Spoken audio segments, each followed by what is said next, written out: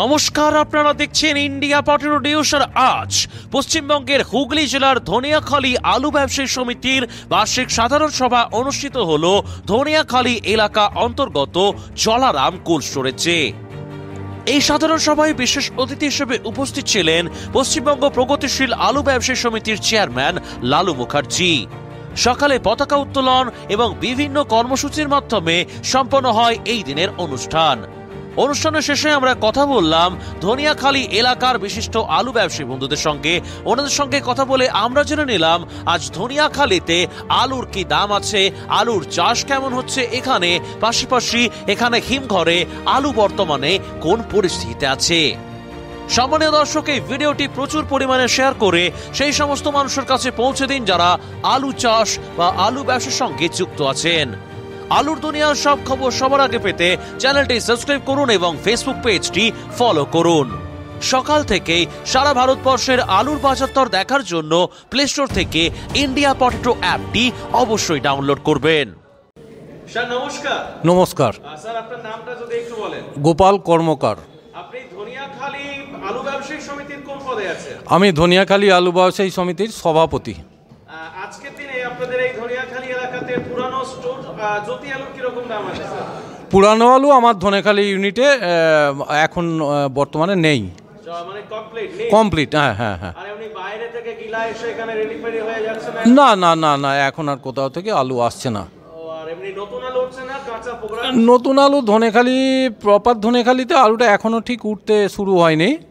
এক আধ কোথাও কোনো চাষি হয়তো 2-5 কাটা 10 কাটা ভাঙছে, সেটা আমাদের ইয়ের মধ্যে পড়ে না। পার্শ্ববর্তী এলাকায় আলু 500 থেকে 520 টাকা দাম আছে। এটা পার্শ্ববর্তী ভান্ডারহাটি, কুমরুল, কোটালপুর, দশগড়া, জামালপুর, মোসাগ্রাম, বিভিন্ন মার্কেটে আলুর কোয়ালিটি অনুযায়ী দামটা হয়। এটা ডালা 50 কিলো ডালা। এখন তো যা থাক না A6 পোগরাজ এগুলোই হয়। হ্যাঁ হ্যাঁ হ্যাঁ। আপনাদের মোটামুটি যেটা শুধু ধনেখালী ইউনিট রয়েছে, মানে ধনেখালী থানা করলে তো ওটা আপনারা আলাদাভাবে হিসাব করেন। হ্যাঁ হ্যাঁ। শুধু যেটা ধনেখালী ইউনিট, সেই ইউনিট অন্তর্গত মোটামুটি স্টোর কতগুলো আছে, রানিং স্টোর? ধনেখালী ইউনিটের মধ্যে 3টে রানিং স্টোর আছে। আচ্ছা, মানে এমনি কি 3টে স্টোর না বন্ধ রয়েছে কোনো? না, কোনো স্টোর বন্ধ নেই, 3টেই রানিং স্টোর। নামগুলো একটু বলে দিন। বসো সমবায় হিমঘর, আমরা যে স্টোরে আছি জলারাম কোল্ড স্টোরেজে, এবং এর পাশে আছে ইস্ট ইন্ডিয়া কোল্ড স্টোর। এই 3টা স্টোরে মোটামুটি ক্যাপাসিটি কত? এই 3টে স্টোরে ক্যাপাসিটি 7.5 লক্ষর মতো। 7.5 লক্ষ প্লাস, তাই তো? হ্যাঁ, প্লাস। আগের বছর কেমন লোড হয়েছিল? আগের বছর লোড হয়েছিল মোটামুটি 3টে স্টোরে অ্যাপ্রক্স লোড হয়েছিল 5 লক্ষ, 4 লক্ষ মতো। 4 প্লাস 4, হ্যাঁ, অনেকটা কম হয়েছিল। দেখুন, ধনেখালী ইউনিটটা এমন একটা ইউনিট, এখানে প্রোডাকশন ডেফিসিট।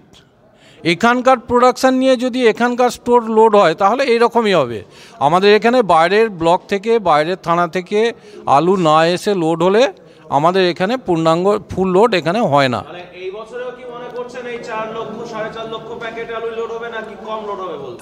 না, কম হবে না, এবারে ওই রকমই লোড হবে। হ্যাঁ। নমস্কার স্যার। নমস্কার। নামটা যদি একটু বলেন। সানিউল হক। আপনি আপনাদের ধনিয়াখালী আলু ব্যবসায়ী সমিতির কোন পদে আছেন? আমি ধনিয়াখালী আলু ব্যবসায়ী সমিতির সেক্রেটারি পদে আছি।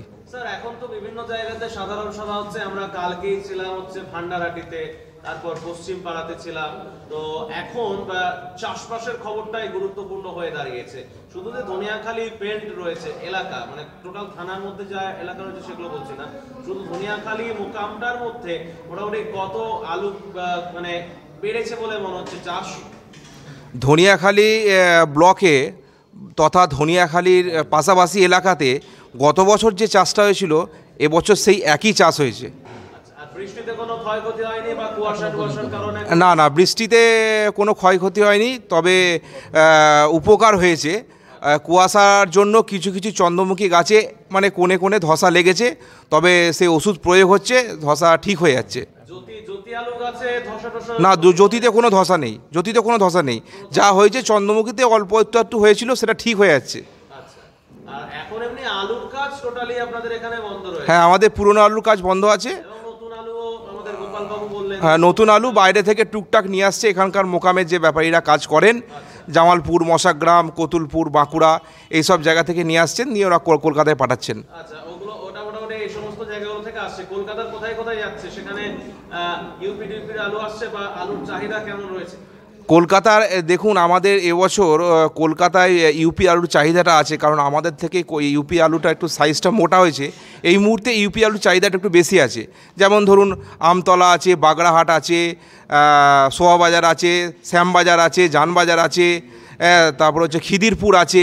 বিভিন্ন জায়গায় আলুটা এখান থেকে ডিসপ্যাচ হচ্ছে আমাদের ধনেখালি থেকে। আউট অফ স্টেট যায় না এখান থেকে আলু? না, কাঁচাটা আউট অফ স্টেট যায় না, কাঁচাটা পাকাটাও যায় না, পাকাটাও যায় না।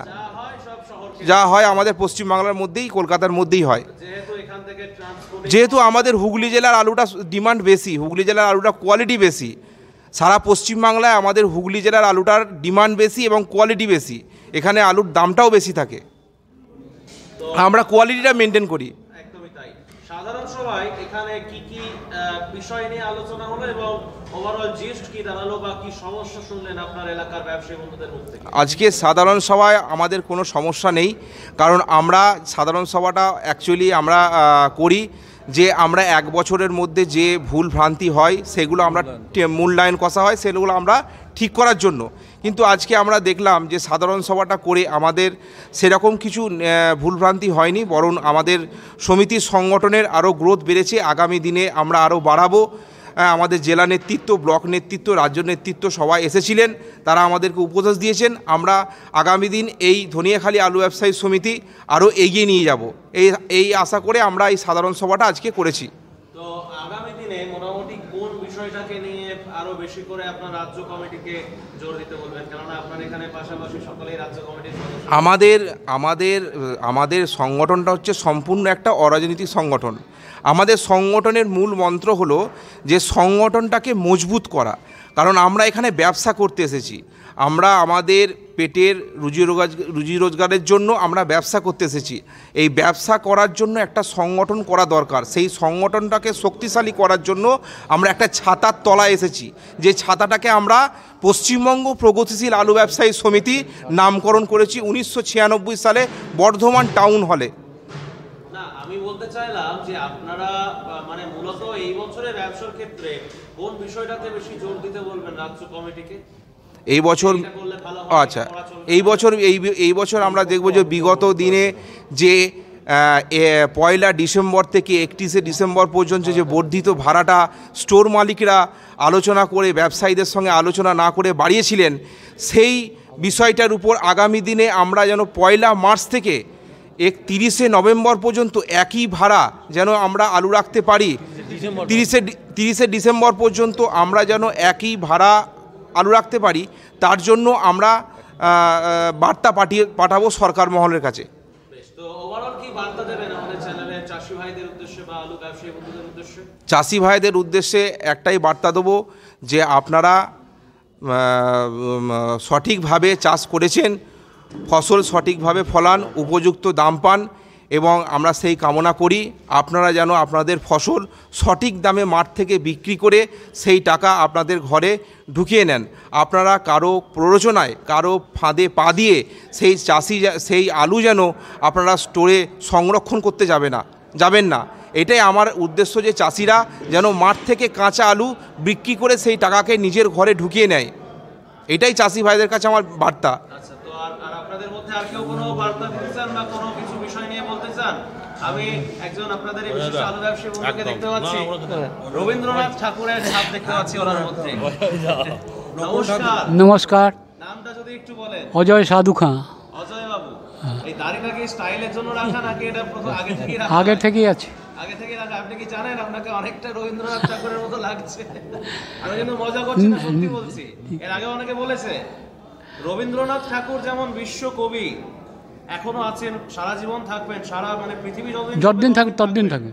সেরকম আমি শুনলাম আপনি আপনাদের ইউনিটের ধনিয়াখালী আলু ব্যবসায়ী সমিতির একজন প্রাণ প্রতিষ্ঠা, কি বলবেন এই সংগঠন যাতে আরো শক্তিশালী হয়? কিন্তু আমি শুনেছি যে খুব একটা হয়তো এই সংগঠন মানে টলটলে অবস্থায় এসে দাঁড়িয়েছে। আপনাদের ইউনিটের কথা বলছি, কি বলবেন যাতে সংগঠন আরো মজবুত হয়? সংগঠনটা এখন দুর্বল হয়ে পড়েছে, সেই সংগঠনটা যাতে মজবুত হয় তার জন্য নিজেরা সচেষ্ট হব প্রচণ্ড পরিমাণে। হ্যাঁ, এবং আমরা চাই সংগঠন আমাদের মজবুত হোক। আগামী দিনে এই সংগঠন যেন অন্যান্য সংগঠন থেকে কোনো অংশে পিছিয়ে না পড়ে। মানে যাতে একটা যে অরাজনৈতিক সংগঠন এত বড় বিস্তার লাভ করেছে, যাতে একদিন ধনিয়াখালী আলু ব্যবসায়ী সমিতিও এই সংগঠনের একটা ছোট্ট অংশ যেন প্রত্যেকটা মানুষের পাশে থাকতে পারে, নিজেদের মধ্যে একতাটা যেন বজায় থাকে।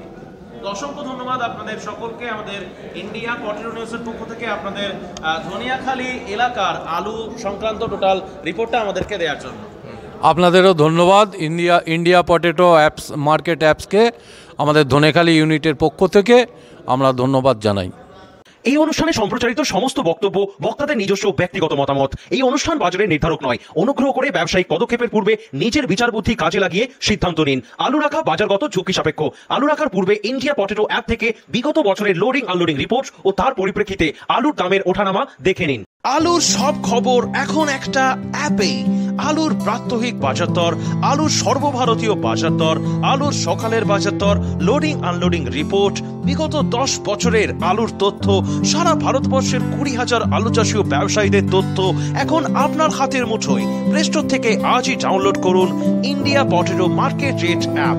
2012 সাল থেকে প্রতি মুহূর্তে আপনার সঙ্গে।